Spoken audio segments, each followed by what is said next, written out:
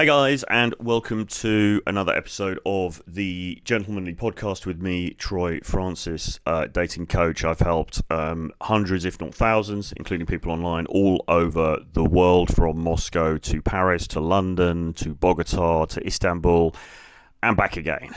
And this podcast is to help you level up. Okay, it's not pick up advice, it's not self-help. Well, it is self-help, really. It's about helping you to level up and to live the life that you deserve in all aspects, okay? And we're keeping it raw, we're keeping it as uncensored as possible, and we're keeping it as true to the realities of life as possible, okay?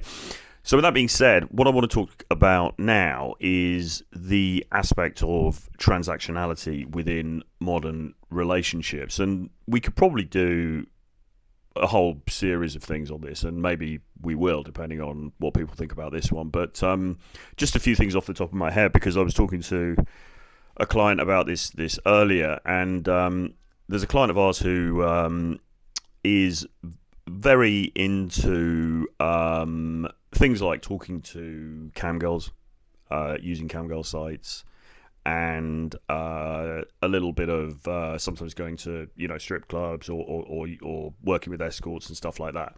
Now, the first thing I want to say is that ethically, I don't have any huge problem with this, as long as, of course, caveat, of course, these women are working of their own volition, and there's no, they're not being compelled to do this by people who don't have their best interests at heart. But assuming that's not the case, assuming that's not the case, ethically, I've got no problem with guys who want to, utilize these services, because at the end of the day, it's your life, and if it's consensual between the two of you, and whatever, that it is what it is, right? The world's oldest profession, and all of that, and you can do what you want to do. However, let's not confuse that with what I think the reality is most guys want and most women want, which is genuine reciprocal attraction and affection, okay? That's what an actual relationship, whether it's short-term or long-term, is about, or should be about, in my view, okay? So, if occasionally you want to have a little bit of fun on the side, that's one thing. But overall, what you should be aiming for is as I say, these genuine reciprocal relationships where you meet her, she actually likes you because of various different aspects of you, the way you're put together, the way you look, the way you conduct yourself, your charm, your charisma, and so on, and you genuinely like her as well, okay? If you're starting from any other baseline than that, then regardless of where the relationship goes, and listen, I mean, there are examples where sugar babies become girlfriends, or where even escorts become girlfriends or wives, and I'm sure there is real love there. I'm not denying that. I mean, human nature is a very complex thing, and there's a lot of nuances here. I'm not denying that happens, but in the main, you want to be meeting people on an even keel. Now, there is an argument that all relationships are transactional to some extent, and I mean, it's kind of true, right? It's kind of true. I mean, they are transactional in the sense that each person wants something from it, and each person is seeking something, and if they get it, then they're going to be happy, and if they don't get it, they're not, okay? Now, often people complain about how women will expect guys to pay for drinks and for dinners and things like that. I personally don't have any real issue with that. I don't see any huge problem with that. I think it's kind of the guy's job, particularly if you've invited her on the date. I mean, ideally on a first date, you probably don't want to be going for some massive expensive dinner anyway. You want to go for a couple of drinks, a couple of cocktails to see whether you guys vibe, see if you get on.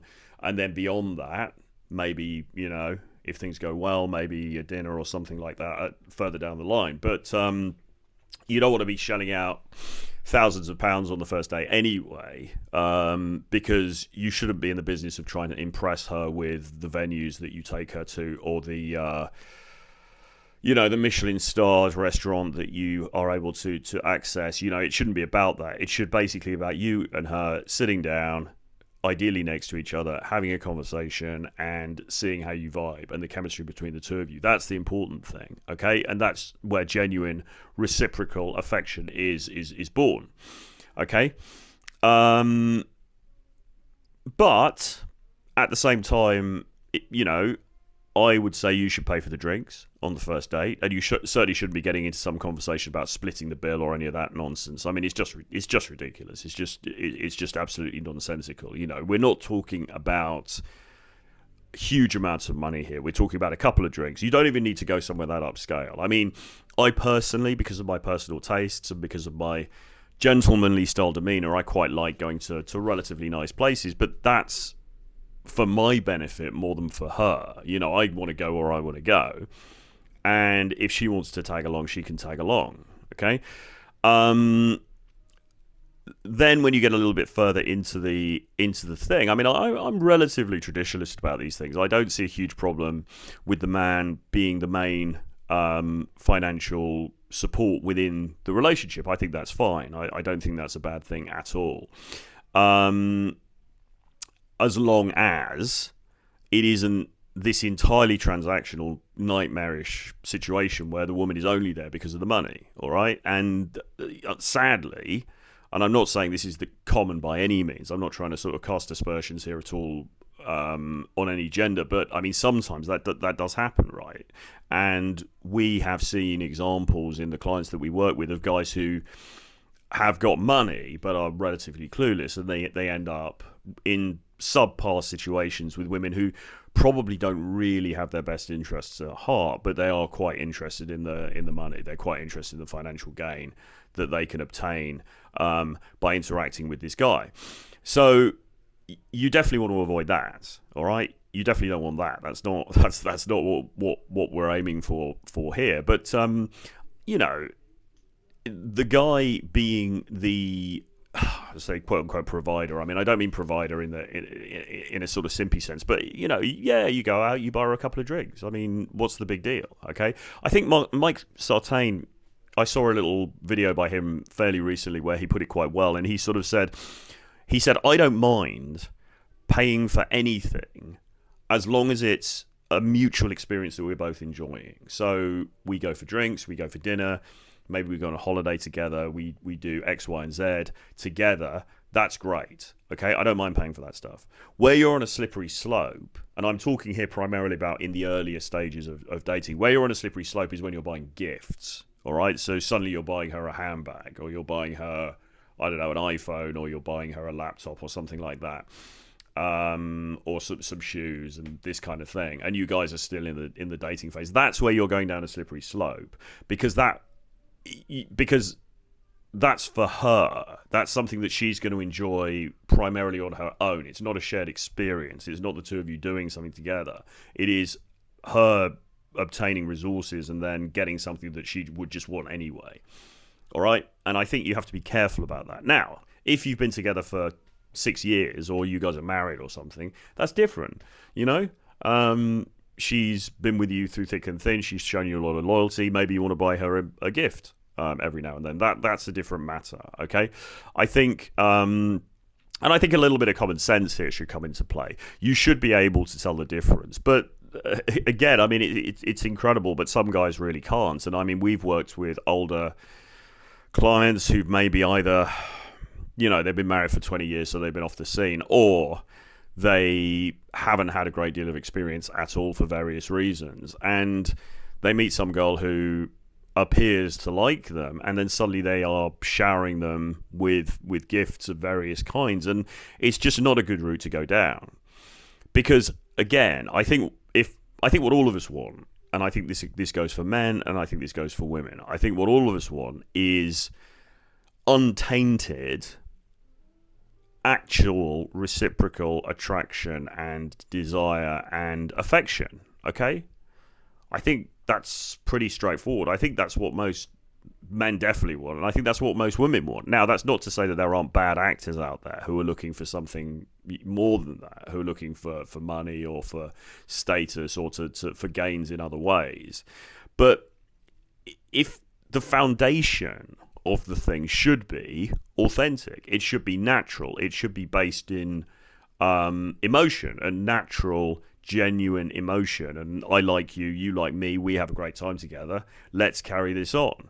Okay, it shouldn't be based in what you can do for me and what I can buy for you and what, you know, and what job you can get me or what events you can get me into or any of that. Okay, and that's not to say, if that's the kind of lifestyle you want to live, that's not to say that, again, I have any ethical or moral problem with that. I mean, that's cool as well, but you have to be honest with yourself about what you're engaging with and what you're doing. And when you meet women who are of a transactional bent from the beginning, then you must understand that whatever they say to you and however they treat you and everything, it's sort of conditional.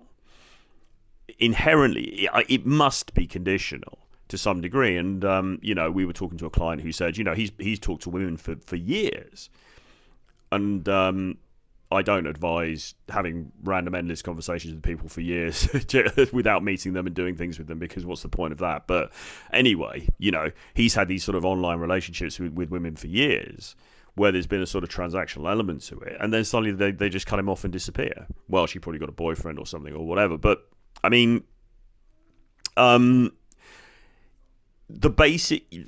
basis from which you start, if you want a genuine actual relationship, if you want genuine actual desire, genuine burning desire, as they say, it needs to come from a place where it is untransactional. If that then leads into, okay, we're going for drinks, who's going to pay for the drinks? Well, I'm going to pay for the drinks because I'm the guy. That's okay.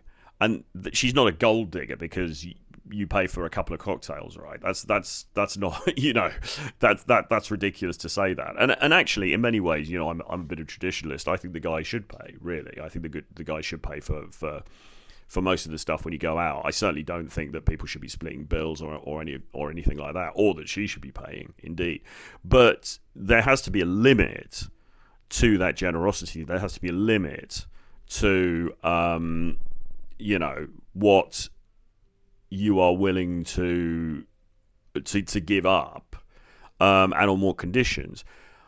And if you are going to go down that route, you just have to be honest with yourself and say, okay, well, this is primarily a transactional thing, and you know what? I'm cool with that. That suits me for the moment. I'm fine. I don't mind.